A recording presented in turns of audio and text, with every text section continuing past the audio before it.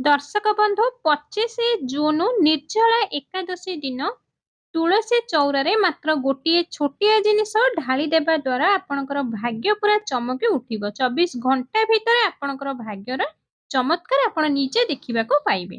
तो दर्शक बंधु आजिर भिडियो रे आमे आपनको एक एपरी रहस्य बताइबो जहाको बहुत कम लोक जानि थांती। एही निर्जला एकादशी तिथिटी जून मास 25 तारिख एवं एही तिथिर समापन 26 जून 2026 मसीहा दिन राति रे 11टा बाजी 20 मिनिट रे समाप्त हेबो। तो एथिपाई एही दिन माने एही निर्जला व्रत दिन आर्थिक समस्या को दूर करिबा पई बहुत महत्व दिया जाइଥାଏ। तो एही निर्जला व्रत दिन किछि नियम अछि जहाको आपणाइबा द्वारा व्यक्तिर समस्त भाग्यर द्वार खोली जाइଥାଏ।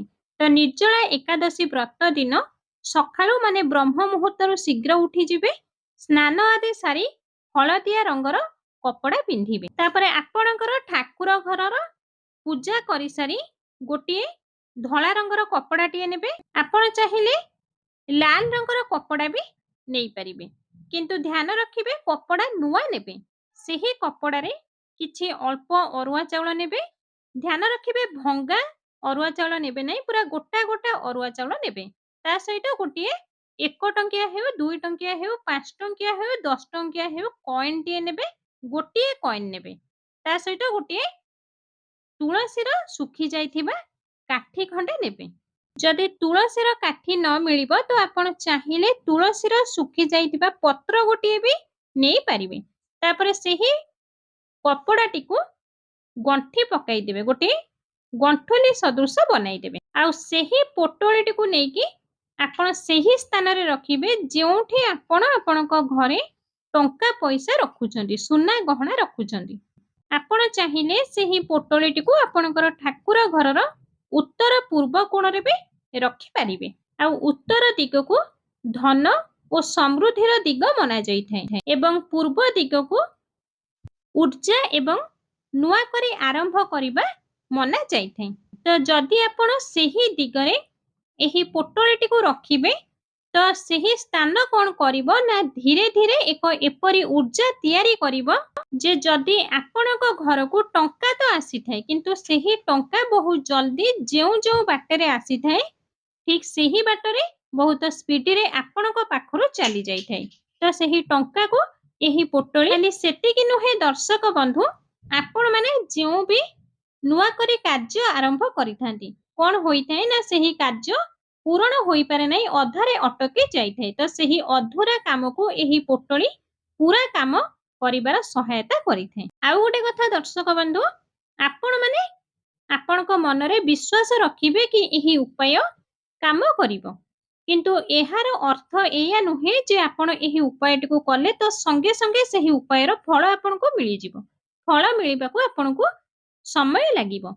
एही पोटळीटी धीरे धीरे तार ऊर्जा सृष्टि कराइबो। आपणको धैर्य रखियाको पड़िबो। आपण भाबिबे कि मु एही उपायटिको आजि कली तो काली तुरंत मो घरे टंकार वर्षा हेबा स्टार्ट होई जिवो, किंतु नाइ सेमिति हेबो नाही। काहे कि ना एही उपाय लोभ लालसारे होई नथाई। एही उपाय रे व्यक्तिर सच्चा मन एवं विश्वास रहिबा दरकार। आउ एही उपाय आपणको घरर आध्यात्मिक शक्ति को बढ़ाई देइଥାଏ। आउ धीरे धीरे आपणकर आत्मविश्वास भी बढ़ी थाए। आउ मने रखंतु जदि आत्मविश्वास बढ़ी थाए तो धन आपे आपे आपणको घर को आसीबाको लागि थाए। काहे कि ना आत्मविश्वास जतबेले बढ़ी थाए तो आपण जेउ भी फैसला निर्णय नै थांती सेही फैसला ठीक मार्ग को गति करि थाए। आउ जदि फैसला ठीक मार्ग रे गति करि थाए तो पैसा आपे आपे आसीबाको लागि थाए। तो एबे आपण माने भाबुथिबे कि जदि एही उपाय एते व्यक्ति को सफल बनाई थाए तो प्रत्येक लोक धनी कोन पई बनु नाहंती।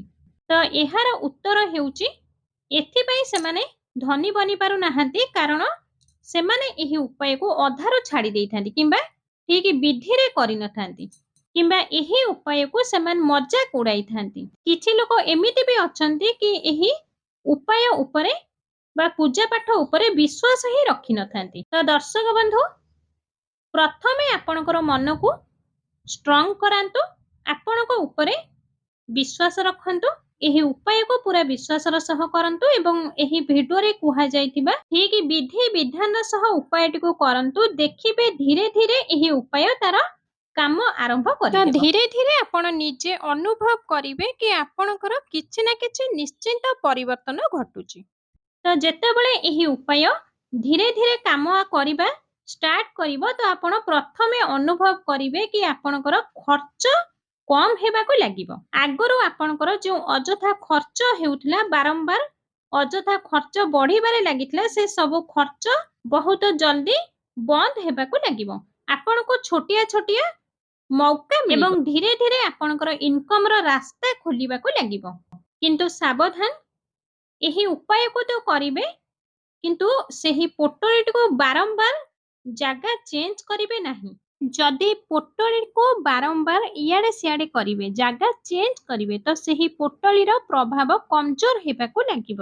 ପୋଟଳୀଟି ଆଉ କାମ କରିବ ନାହିଁ। ତ ଏଥିପାଇଁ ଗୋଟିଏ ଥର ଯେଉଁଠି ବି ସେହି ପୋଟଳୀକୁ ରଖିଦେଲେ ସେହି ସ୍ଥାନରେ ସେହି ପୋଟଳୀଟିକୁ ରଖିବାକୁ ଦେବେ, ବାରମ୍ବାର ଉଠାଇବେ ନାହିଁ। ଆଉ ଏହି ପୋଟଳୀଟିକୁ ସେ ପର୍ଯ୍ୟନ୍ତ ରଖିବେ ଯେ ପର୍ଯ୍ୟନ୍ତ ଆପଣ ଅନୁଭବ ନ କରିଛନ୍ତି କି ହଁ ଉପାୟଟି କାମ କରିଛି, ଆପଣଙ୍କ ଭିତରେ କିଛି ପରିବର୍ତ୍ତନ ଘଟିଛି। ଯେତେବେଳେ ଆପଣଙ୍କୁ ଲାଗିବ ଆପଣଙ୍କ ଜୀବନରେ କିଛି ନିଶ୍ଚିତ ପରିବର୍ତ୍ତନ ଘଟିଛି, କିଛି କାମ ଆପଣଙ୍କର ସଫଳ ହୋଇଛି। ଦର୍ଶକ ବନ୍ଧୁ, ଖାଲି ଉପାୟ କରିଲେ ଯେ ହବନି ତା ନୁହେଁ। ଉପାୟ କରିବା ସହିତ ଆପଣଙ୍କ ମନକୁ ସ୍ଥିର ରଖିବେ। ମନ ଭିତରେ ନକାରାତ୍ମକ ଚିନ୍ତାଧାରା ଆଣିବେ ନାହିଁ, ସବୁବେଳେ ସକାରାତ୍ମକ ଚିନ୍ତାଧାରା ରଖିବେ। ଅନ୍ୟର କେବେ ଅମଙ୍ଗଳ ଚିନ୍ତା କରିବେ ନାହିଁ, ସମସ୍ତଙ୍କର ସବୁବେଳେ ମଙ୍ଗଳ ଚିନ୍ତାଧାରା ରଖିବେ। ତ ଏହି ସବୁ କାମ କରିବା ଦ୍ୱାରା ସେହି ଉପାୟଟି ଆପଣଙ୍କର ନିଶ୍ଚିନ୍ତ ଭାବରେ କାମ କରିବାକୁ ଲାଗିବ। ତ ଦର୍ଶକ ବନ୍ଧୁ, ଏବେ ଆସନ୍ତୁ ଜାଣିବା ଏହି ନିର୍ଜଳା ଏକାଦଶୀ ଦିନ ଆପଣଙ୍କର ଅଗଣାରେ ଥିବା ତୁଳସୀ ଚଉରା ଗଛରେ ଏମିତି କେଉଁ ଗୁପ୍ତ ଜିନିଷଟିଏ ବାନ୍ଧିବେ ଯାହା ଦ୍ୱାରା ଆପଣଙ୍କ ଘରେ କେବେ ଅନ୍ନ ଓ ଧନ ଓ ଟଙ୍କା ପଇସାର କେବେ ବି ଅଭାବ ଆଉ ରହିବ ନାହିଁ। ତା ସହିତ ମାତା ଲକ୍ଷ୍ମୀଙ୍କର ଆଶୀର୍ବାଦ ସବୁବେଳେ ଆପଣଙ୍କ ଘରେ ବିରାଜମାନ ରହିବ। ତ ଦର୍ଶକ ବନ୍ଧୁ, ଏହି ପବିତ୍ର ନିର୍ଜଳା ଏକାଦଶୀରେ ମାନେ ଜୁନ 25 ତାରିଖ ଦିନ ତୁଳସୀ ମୂଳରେ ଏକ ଲାଲ ରଙ୍ଗର କିମ୍ବା ହଳଦିଆ ରଙ୍ଗର ଧାଗାଟିଏ ନେବେ। ଏହାକୁ ବାନ୍ଧିବା ଅତ୍ୟନ୍ତ ଶୁଭ ହୋଇଥାଏ। ଏହା ଦ୍ୱାରା କ'ଣ ହୋଇଥାଏ ନା ଘରେ ଧନ ସମ୍ପତ୍ତି ବୃଦ୍ଧି ପାଇଥାଏ ଏବଂ ମାତା ଲକ୍ଷ୍ମୀ ଓ ଭଗବାନ ବିଷ୍ଣୁଙ୍କର କୃପା ସର୍ବଦା ଆପଣଙ୍କ ଘରେ ବନି ରହିଥାଏ। ଧାଗା ମାନେ ଯାହାକୁ ରକ୍ଷା ସୂତା ବା ମୌଲି ଧାଗା କୁହନ୍ତି। ତ ଦର୍ଶକ ବନ୍ଧୁ, ଆସନ୍ତୁ ତୁଳସୀ ଗଛରେ କିପରି ସେହି ମୌଲି ଧାଗାକୁ ବାନ୍ଧିବେ ଜାଣିବା। ତ ଏହି ଶୁଭ ନିର୍ଜଳା ଏକାଦଶୀ ଦିନ ସକାଳେ କିମ୍ବା ସନ୍ଧ୍ୟାରେ ସ୍ନାନ କରି ସ୍ୱଚ୍ଛ ବସ୍ତ୍ର ପରିଧାନ କରିବେ। ତାପରେ ତୁଳସୀକୁ ଜଳ ଚଢ଼ାଇବେ। ପ୍ରଥମେ ତୁଳସୀ ମାତାଙ୍କୁ ପ୍ରଣାମ କରିବେ, ତାପରେ ଓମ୍ ନମୋ ଭଗବତେ ବାସୁଦେବାୟ ନମଃ ଏହି ମନ୍ତ୍ରକୁ ଜପ କରିବେ।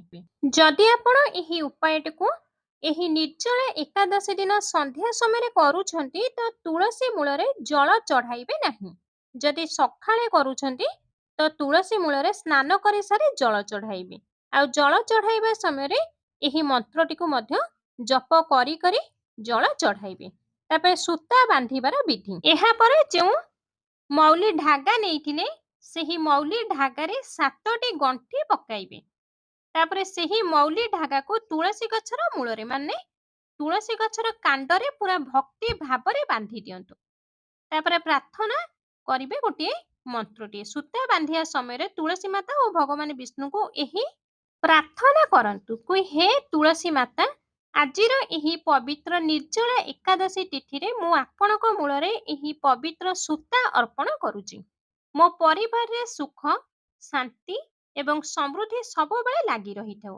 ମୋ ଘରେ କୌଣସି ପ୍ରକାରର ଆର୍ଥିକ ଅଭାବ କିମ୍ବା ଅଶାନ୍ତି ଆଦୌ ନ ରହୁ ବୋଲି ଭଗବାନ ବିଷ୍ଣୁଙ୍କ ନିକଟରେ ପ୍ରାର୍ଥନା କରିବେ। ତାପରେ ସୂତା ବାନ୍ଧି ସାରିବା ପରେ ତୁଳସୀ ଗଛ ସାମ୍ନାରେ ବସି ପଡ଼ିବେ। ଭଗବାନ ବିଷ୍ଣୁଙ୍କର ମୂଳ ମନ୍ତ୍ର ଓମ୍ ନମୋ ଭଗବତେ ବାସୁଦେବାୟ ନମଃ ନାହିଁ ତ ଓମ୍ ଶ୍ରୀ ବିଷ୍ଣବେ ନମଃ ଏହି ମନ୍ତ୍ରକୁ 108 ଥର ଜପ କରିବେ। ଏହି ଦୁଇଟା ମନ୍ତ୍ରରୁ କୌଣସି ଗୋଟିଏ ମନ୍ତ୍ର ବି ଆପଣ ଜପ କରିପାରିବେ କିନ୍ତୁ 108 ଥର ଜପ କରିବେ। ଏହା କରିବା ଦ୍ୱାରା ବର୍ଷର ସମସ୍ତ 24ଟି ଏକାଦଶୀର ପୁଣ୍ୟ ଫଳ ଆପଣଙ୍କୁ ପ୍ରାପ୍ତି ହୋଇଥାଏ। ତା ସହିତ ଆପଣଙ୍କ ଜୀବନରେ ଥିବା ସମସ୍ତ କଷ୍ଟ ଓ ପାପ ତୁରନ୍ତ ଦୂର ହୋଇଯାଇଥାଏ। ତ ଦର୍ଶକ ବନ୍ଧୁ, ଏହି 25 ଜୁନରେ ଆସୁଥିବା ନିର୍ଜଳା ଏକାଦଶୀ ବହୁତ ମହତ୍ତ୍ୱପୂର୍ଣ୍ଣ ଦିନଟିଏ। ଏହି ଦିନ ଆପଣମାନେ ଏହି ଦୁଇଟି ଉପାୟ ଅବଶ୍ୟ କରନ୍ତୁ। ଭିଡ଼ିଓରେ କୁହାଯାଇଥିବା ଦୁଇଟି ଉପାୟକୁ ଆପଣ ଆପଣାଇ ନିଜ ଜୀବନକୁ ପରିବର୍ତ୍ତନ କରନ୍ତୁ। ତା ସହିତ ଆପଣଙ୍କର ବନ୍ଧୁବାନ୍ଧବଙ୍କ ସହିତ ଭିଡ଼ିଓଟିକୁ ସେୟାର କରନ୍ତୁ, ଯାହାଦ୍ୱାରା ସେମାନେ ମଧ୍ୟ ଏହି ଉପାୟଟିକୁ କରି ଲାଭ ଉଠାଇ ପାରିବେ। ତ ଆଶା କରୁଛି ଆଜିର ଭିଡ଼ିଓଟି ନିହାତି ଭାବରେ ଆପଣମାନଙ୍କୁ ପସନ୍ଦ ଆସିଥିବ। ଯଦି ଭିଡ଼ିଓଟି ଆପଣଙ୍କୁ ପସନ୍ଦ ଆସିଥାଏ ତେବେ ଭିଡ଼ିଓ ଗୋଟେ କୃପା କରି ଲାଇକ୍‌ଟିଏ କରନ୍ତୁ।